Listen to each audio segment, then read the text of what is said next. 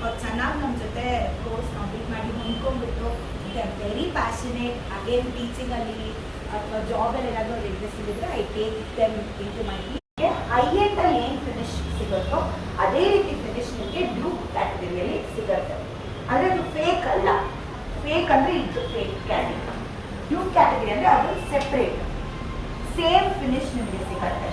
Like example ರೀಕಾ wax ನೋಡಿರ್ತೀರಾ ಆಯ್ತಾ. Rica is name of the brand, not the product.